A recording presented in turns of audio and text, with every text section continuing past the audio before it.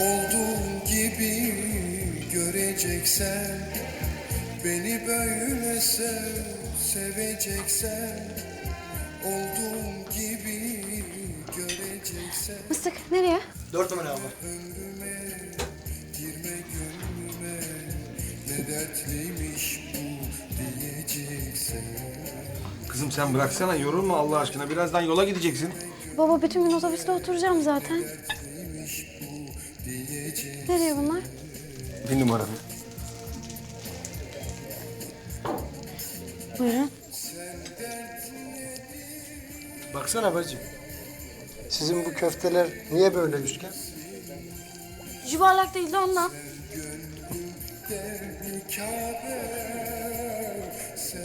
Ya babacığım maşallah bugün ne kadar dolu burası. Ben gidiyorum diye mi acaba? Yani yokluğumu hissetme diye.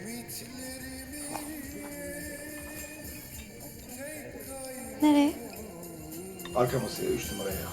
Sen aşkın bence tam kendisisin,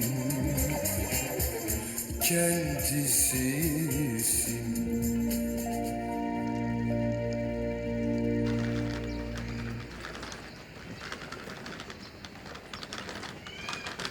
Rahmetli anneme kızımı okutacağım diye sözün olmasa ben hayatta merak etmem İstanbul'u.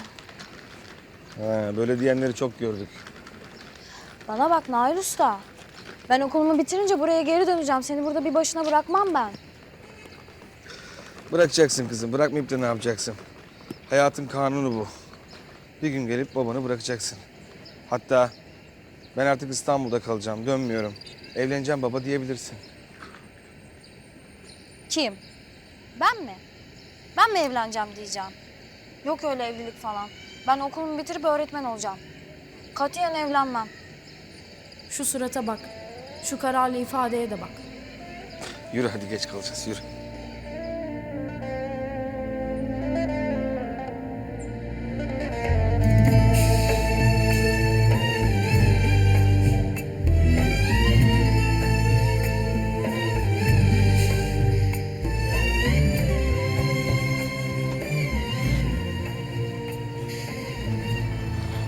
Ama böyle yapma. Tamam yapmıyorum. Tamam. Yapmıyorum, yapmıyorum. Tamam. Sen kızım. Otobüs bekliyor, hadi. Tamam. Hadi, tamam, gel.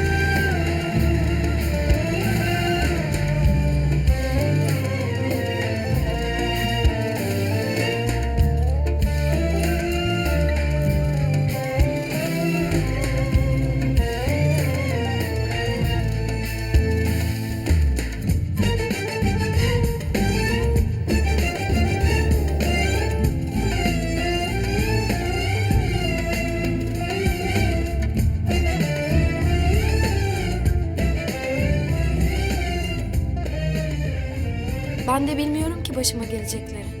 Otobüs İstanbul'daki yepyeni hayatıma yaklaştırıyormuş benim eğer.